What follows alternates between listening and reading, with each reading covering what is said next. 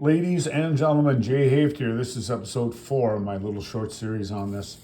And I'm still hoping that I'll find one honest politician or one honest law enforcement official that wants to do their job. Okay, now this here is duplication of benefits.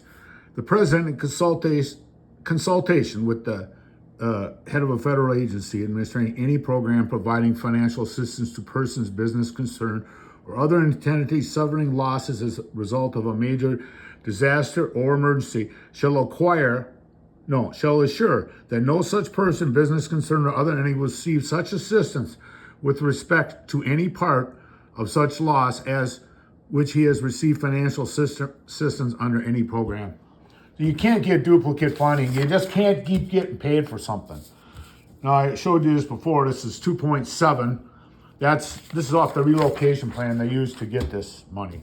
And then it says here, the DNR says that the city of Beaver Dam and FEMA received 3.7 funding. And at the bottom it says they're hopeful that they will receive stewardship funding, which, you can't keep getting paid for something. And then I didn't get a chance to ask them what they're going to do with the extra $1 million. Okay. And then grant recipients, grant dollars must be used for their intended purpose. Okay. This here is off the federal report. They verified the fact that the city got this money. Okay. Shortly after the state was awarded supplemental HUD CBD disaster funding. Okay. Through the state's Department of Commerce in June 2008, the state awarded Beaver Dam the grant in amount of $3.7 million. So the money went to the city. Okay. And then here's where the mayor at the time, and this is where Dick Leinenkugel enters the conspiracy, because this is what they did. City of Beaver Dam applied for the grant throughout the redevelopment. In Beaver Dam, we'd like to amend the grant to include $1.7 million for affordable housing component.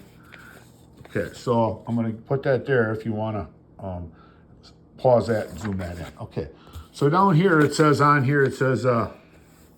finally, let me stress the importance of timing. FEMA's in the midst of remapping Beaver Dam, and it says, a note above, the DNR is very supportive of the DNR. Well, it's their co-conspirator in all this fraud. And this is the money that they got for this Wyco building. Private sector fund from historic tax credits, 1 million. And this is low-income housing tax credits. That's through WIDA. And then a sector loan, and then the gap is 1,700,000. Then they got some more money from a grant. But you can't get duplicate funding. Okay, that's why the mayor was doing this for the developer. And it says, it stresses the importance of the timing, and it says, as noted, the DNR is very supportive of the efforts. In closing, we would like you to add $1.7 million for affordable housing in the request of $2,292,000. But the bottom line is, they got the money.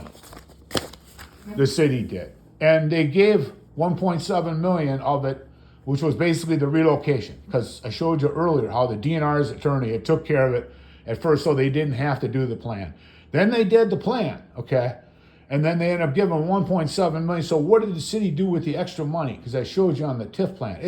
It'll make your head spin. I mean, it's just like, but it's interesting that Mr. Leinenkugel, I know his family had a lot of money. I don't know how he ended up being the Commerce Secretary, but you made a big blunder, Dick. You should have never let the city take that money. And I'll show you some other stuff on the Commerce Department later. But thank you, folks.